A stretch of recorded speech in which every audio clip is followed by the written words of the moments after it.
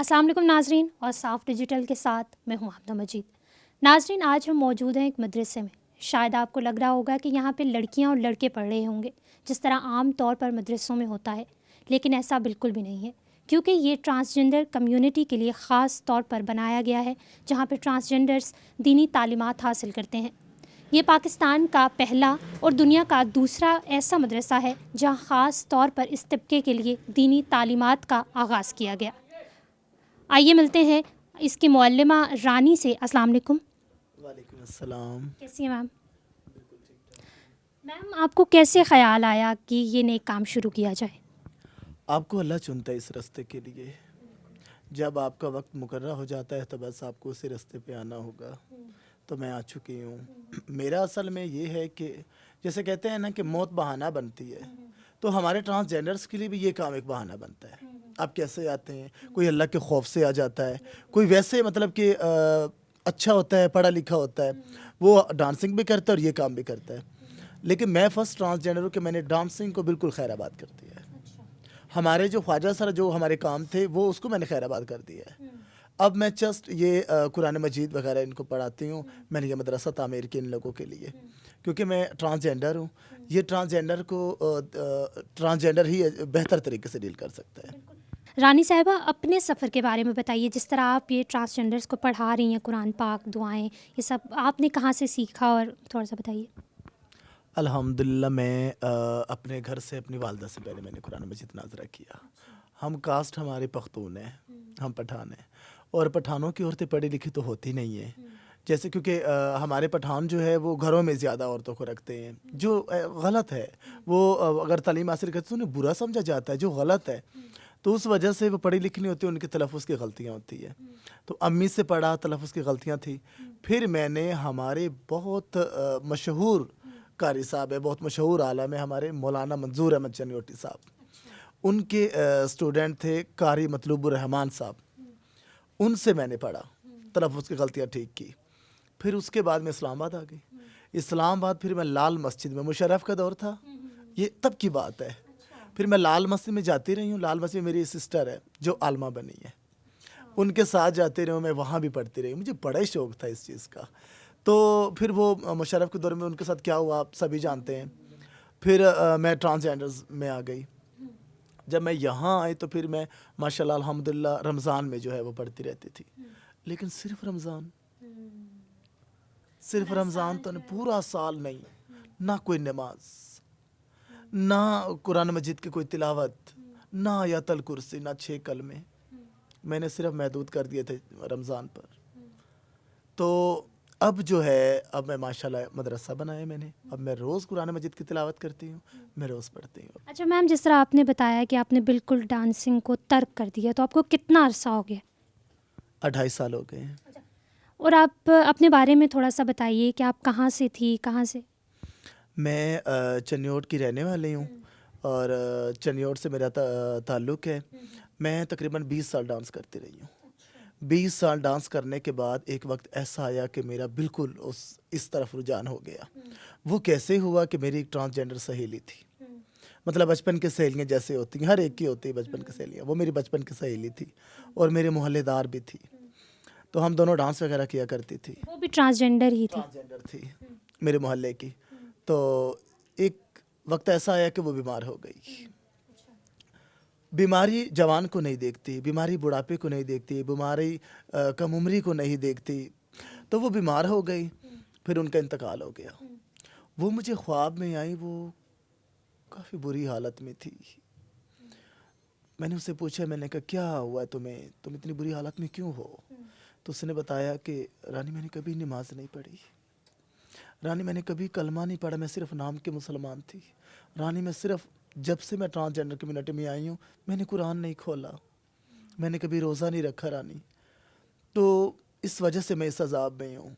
तो खुदारा तुम जो है ये चीज़ें करना ताकि तुम्हें ये अजाब ना हो। तो ज़ाहिरी बात है मैं इंसान हूँ, मैं डर गई, क्योंकि मैंने पढ़ा है कुल्लु नफ्सुन ज़ायक़तुल मौत, हर जानदार ने जो है उसने मरना है, हर इंसान ने मरना है, मौत का जायका हर एक इंसान ने चखना है, हर जानदार ने चखना है। तो बस अल्लाह का खौफ ऐसा तारी हुआ कि मैंने तौबा कर ली। توبہ کرنا، معافی مانگنا مشکل نہیں ہے، پھر اس چیز کو جو ہے قائم کرنا یہ بہت مشکل ہوتا ہے، اسپیشلی ہمارے ٹرانسجینڈرز کو۔ 28 سال ہو گئے کہ مجھے یہ خواب آیا، اب 3 ماہ ہوئے کہ میں نے مدرسہ بنایا۔ اچھا، 28 سال پہلے ہی آپ نے جس طرح بتایا کہ آپ نے جو آپ کام کرتی تھی وہ بھی رسپیکٹڈ ہی ہے، ہمارا معاشرہ ایسا ہے کہ وہ عجیب لگ رہا ہوتا ہے اور لوگ کچھ اس طرح سے، تو آپ کا جس طرح دوسرے ٹرانسجینڈرز بھی ہیں وہ یہ کام کرتے ہیں اور کام کر کے اپنے روزمرہ کے معاملات جو ہیں وہ چلاتے ہیں، تو پھر آپ نے جب یہ ترک کر دیا تو آپ کس طرح آپ کی زندگی گزر رہی تھی؟ الحمدللہ اب تو میری زندگی بہت اچھی گزر رہی ہے جب سے میں نے یہ ترک کیا ہے، کیونکہ میں ہر رات سوچتی تھی، ہر دن میں سوچتی میں کیا کروں ایسا کام جس سے اللہ تعالیٰ خوش ہو۔ میں نے معافی مانگی، اس معافی کو برقرار رکھوں، اپنا کوئی ذریعہ بھی اب نیکی کا بناؤں۔ تو بس پھر ایک دن خواب دیکھا کہ کیوں نہ مدرسہ بنا لوں، کیونکہ میں نے مختلف ٹرانسجینڈرز کے انٹرویو دیکھے، کافی ٹرانسجینڈر ہے جنہوں نے فاؤنڈیشنیں بنائی ہیں، لیکن یہ سٹیپ کسی نے نہیں اٹھایا، کیونکہ ہمارے ٹرانسجینڈر 12-13 سال کی عمر میں گھر چھوڑ دیتے ہیں۔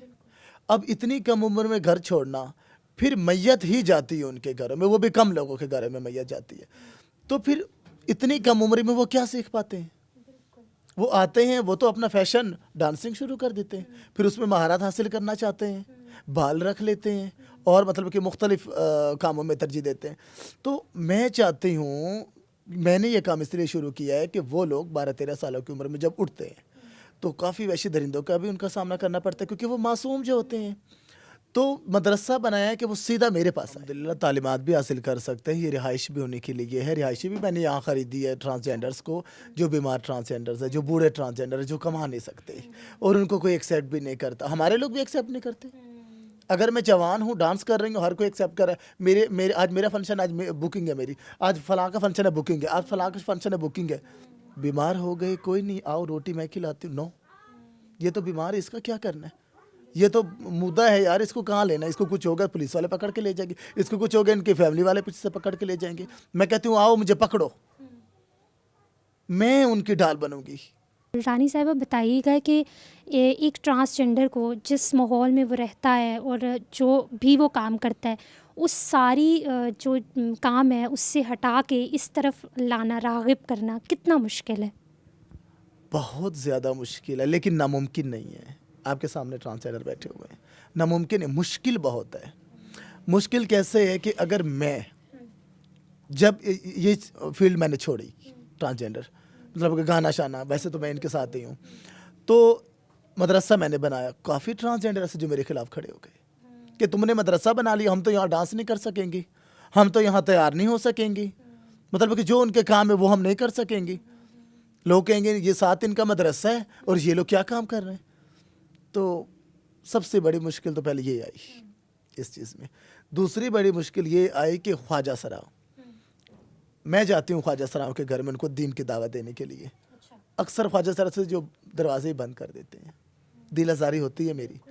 میرے نبی نے کہاں کہاں نے مشکل دیکھی، تو جب میں یہ دیکھتی ہوں تو میں کہتی ہوں کوئی بات نہیں، میں واپس آ جاتی ہوں، تھوڑی دیر بعد میں پھر چلی جاتی ہوں کہ اب ان کا فنکشن ختم ہو گیا ہوگا، میں پھر دروازے پہ لاک کرتی ہوں کہ دروازہ کھولو، وہ کھولتے چلی جاتی ہوں اندر، کوئی مطلب مختلف تحفے بھی لے کر جاتی ہوں کہ وہ ایسے تو وہ کہتی تو مدرسے والی ہے، بند کرو دروازہ، جب تحفے دیکھتے ہاں چلیں ٹھیک ہے، پھر بیٹھتے ہوں، پھر آہستہ آہستہ آہستہ جیسے میرے نبی نے لوگوں کو آہستہ آہستہ جو ہے اکٹھا کیا، آہستہ آہستہ ان کو دین کی دعوت دی، کتنی مشکلات کا سامنا کرنا پڑا۔ ہم تو حقیر لوگ ہیں، نبی کی امتی تو ہے نا، تو ہم بھی کریں گے۔ خواجہ سراؤں کی تعلیم آپ کیا کہتی ہیں، کس قدر ضروری ہے، اور یہ جو اقدام اٹھایا گیا ہے اس کو آپ کس طرح دیکھتی ہیں؟ تعلیم خواجہ سراؤں کی دنیاوی آپ کریں نہ کریں، وہ ایک الگ، وہ معاشرہ آپ کو سکھا دیتا ہے، معاشرے میں ٹھڈے لگتے ہیں آپ سیکھ جاتے ہیں، اس کے لیے آپ کو خود کو مطمئن کرنا پڑے گا۔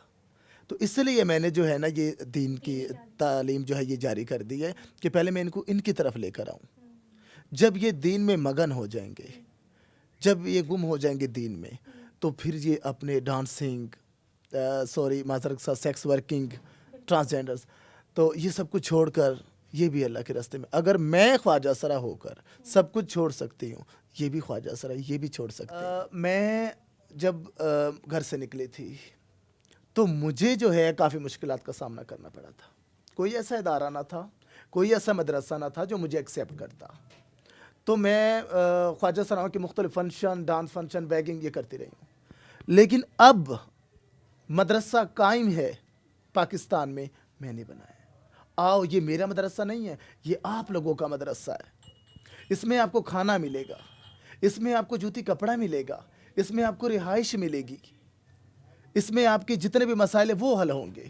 آپ کو دین پڑھایا جائے گا، آپ کو دنیاوی تعلیم سے راستہ کیا جائے گا.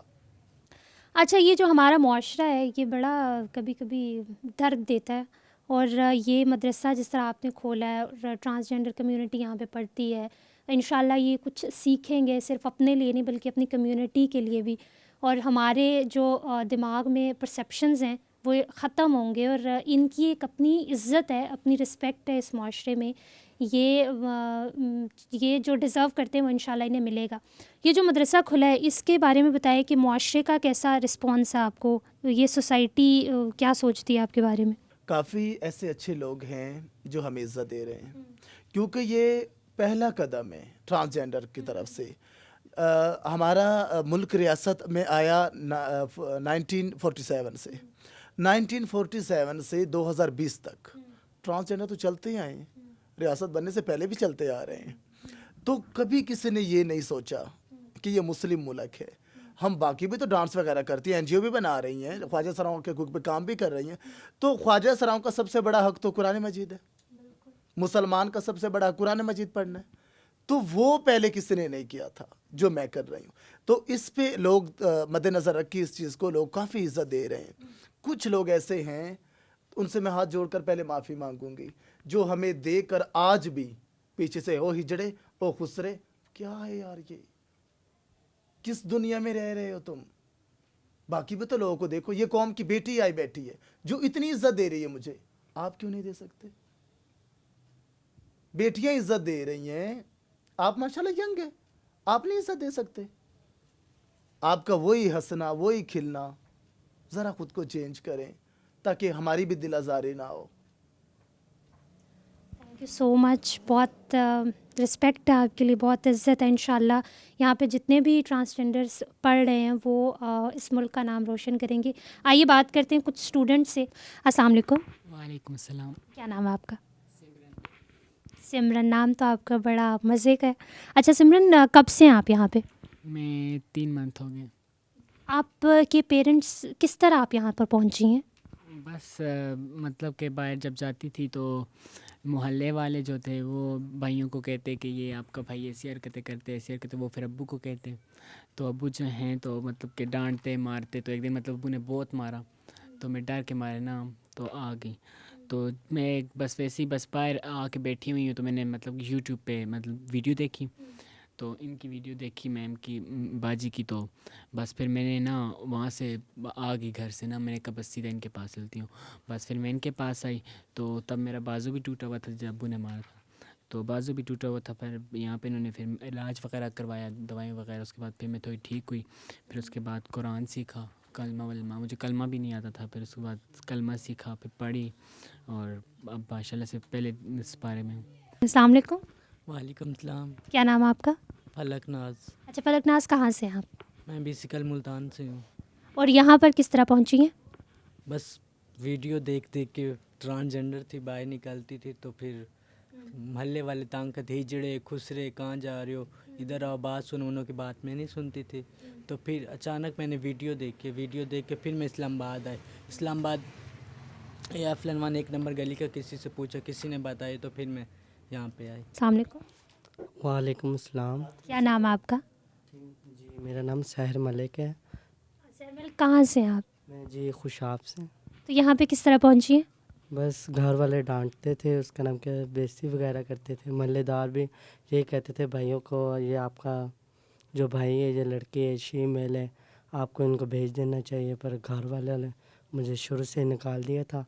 پر مجھے راستے میں بیٹھی ہوئی تھی ایک دن، مجھے راستے میں ان کے ساتھ ملاقات ہوئی. انہوں نے کہا، میں رو رہی تھی بیٹھی ہوئی تو ان سے رابطہ ہوا. تو بھوکی تھی. انہوں نے پہلے پوچھا، بیٹا آپ نے کھانا کھایا؟ میں نے بولا نہیں. انہوں نے مجھے پہلے کھانا کھلایا ہوٹل سے. ماشاءاللہ اچھے ہیں، اللہ تعالیٰ ان کو خوش رکھے، اللہ تعالیٰ سلامت رکھے. انہوں نے مجھے کھانا کھلایا، گھر لے کے آئی، عزت دی، اور اپنے سے منہ سے نوالا نکال کے انہوں نے ہمیں हमारे मुंह में डाला। अल्लाह ताला इनको इज्जत दे। अस्सलाम वालेकुम वालेकुम अस्सलाम। मैम, ये जो मदरसे का क़याम है और दूसरे जो ट्रांसजेंडर बाहर हैं वो जो काम कर रहे हैं, उनको कोई मैसेज दें कि वो यहाँ पे आएँ और वो पढ़ें, क्या कहेंगी? मेरा मैसेज यही होगा कि जैसे आपकी माशाल्लाह से छोटे छोटे ट्रांसजेंडर से हेलो हाय करवाइए, मसाइल उन्होंने बताएं कैसे कैसे आए मदरसे में, और जितने भी छोटी उम्र के ट्रांसजेंडर हैं या बुज़ुर्ग भी हैं, और पूरे पाकिस्तान में हमारा खुले आम ऐलान है, वो आ सकते हैं इधर हमारे पास इस्लामाबाद। हमने ड्रेस भी सारा कुछ बताया हुआ है, मेराबादी गली नंबर 1 F11 में ये हमारा ड्रेस है। जो जिससे भी पूछेंगे अंदर एंटर होके तो वो तो ज़ाहिर साहब बातें बता देंगे कि यहाँ पे आप लोगों का ट्रांसजेंडरों ने मदरसा बनाया हुआ है, और F10 मरकज़ में हमारा ऑफिस है। तो जो भी मसाइल पे से गुज़र रहा है ट्रांसजेंडर, बीमार है, लाचार है, घर वाले उसको नहीं अपनाते, कोई भी ऐसी मजबूरी से वो हमसे रब्ता करके बेझिझक आ सकते।